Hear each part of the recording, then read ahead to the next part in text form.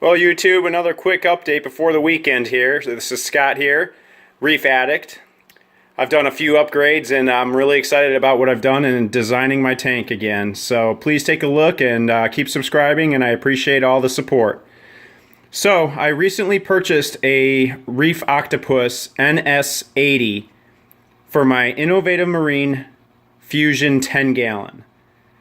You know, there's a chamber in the back that's very restricting on size of components that can go back there, and believe it or not, the way the Reef Octopus NS-80 was able to twist, I took the back bracket off of it. It's got suction cups on the actual pump that's stuck to the side of the wall, and it snug right in there perfectly as if it was made for it. And I can already tell you that this protein skimmer is much better than the Ghost that I think Innovative Marine actually tried to proprietary make for this tank, because the tank, as I've learned, has a false bottom in it that, you know, is also waste of space. It's about an inch underneath that wall, but I think they did that on purpose so that the Ghost protein skipper was the only one that fit. Well, lo and behold, the NS-80 works perfectly, and it's a monster horse of a protein skimmer for this size. Biggest bang for your buck, too. I think brand new, they're only $45. So some of the things I did here, I had to move my Kessil A80 to the side. It's kind of cool, retro looking over to the side like that. I added another piece of live rock. It's no longer the cove, it's now the island. Underwater island, that is now. So hopefully it'll start blending in too. It's kind of cool with the transparency of that rock now against the background of the other rock with the core line on it and everything else. So this protein skimmer isn't broken in yet, so I'm going to have to deal with micro bubbles for a while. As you can see, some of my frog spawn right there down in the bottom right corner is a little upset right now. He's started to come back out. Everything else is looking real happy though, even with the air bubbles. I'm trying to tune it down a little bit, but it's like, you know, any new protein skimmer, as you know, takes a while to break in. I hope the fish are okay. They don't get too agitated with the air bubbles. I might try to tune it down way low with the air bubbles for a while. Any tips on how to get one to break in quick, I would appreciate. So I took my mangroves plants that I have right over there. They're just two little ones, couple roots as you can see going down.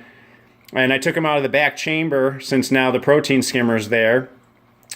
And I zip tied them to one rung each against that little against the intake right there. So they stay right in place. They're going to get plenty of light there. They have sprouted a lot more roots than when I originally got them. They're a very slow grower too, so it's kind of cool. So we'll see how they do there. So I have take you through the tour of the back now. So I've had a couple questions about my spin stream here too, and I love that thing. Only 20 bucks. So if it stops working or gets clogged up, I've had this one running for a year. About once every couple weeks, I do pop it off real quick, dip it in RODI water, and clean off any barnacles or anything on it to keep it moving like that, nice and smooth. Gives a good flow through the whole tank. You can see I moved my hammer up front right there out of the way of everything. He's starting to bounce back, and he likes it right there in that little light flow. You can see he's extended out now, even at that size, and eventually when he gets big, I'm going to hopefully keep him contained in this area and not sting, you know, all my zoanthids and Kenyan tree. Go up panoramic there. The Duncan's not all the way extended either right now. That thing is huge, and you can see that colony of zoas that's at the top that are real tall right there. They're growing up as high as they can go to get away from the Duncan, but the Duncan still clouds them over, and eventually I think they're going to die off. But no big deal. All in love and war in a reef tank, as we know. There's that. All right, let's go back to the back. So I just did a filter change. I have Chempure, 2 bags of Chempure Nano packets, one on each level down in this aftermarket media basket here. Then the top has a double layer filter floss. It's a pad. So I have that one sleeve there, and then it's filter floss underneath, and then another one of these underneath. So it's definitely trapping anything and everything before it goes back in here. Here's the NS-80 packed right into that compartment and good. Hope you can see that.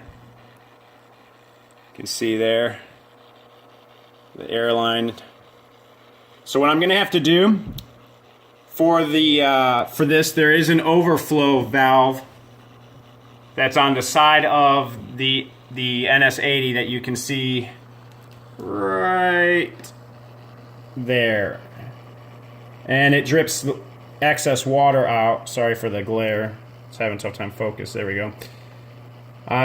Most people run an airline tube from that hose into a separate container, which I'll have and I'll set up down here on the side of my tank right there. Get a nice cool cup to put it in. I have my cobalt heater right there tucked into the last chamber. I have my E-Heim pump down there, big one. It fills that whole compartment with a little sleeve for the heater to slip right past it. And then I have it coming out here to this spin stream. That Monty's coming back. I think I touched it with my fingers, which was a big no-no, on the top where you can see that bleached spot, but it's already growing back over it. Monty's love this tank, so you can see that's a sunset Monty right there. And my really cool blue.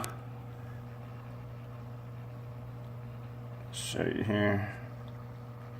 Show you how everything pops on the blue settings. Well, so quick update. NS-80 is doing good already. I'm really happy with the way everything's working out now. Let me know if you have any questions. Reef Addict, over and out.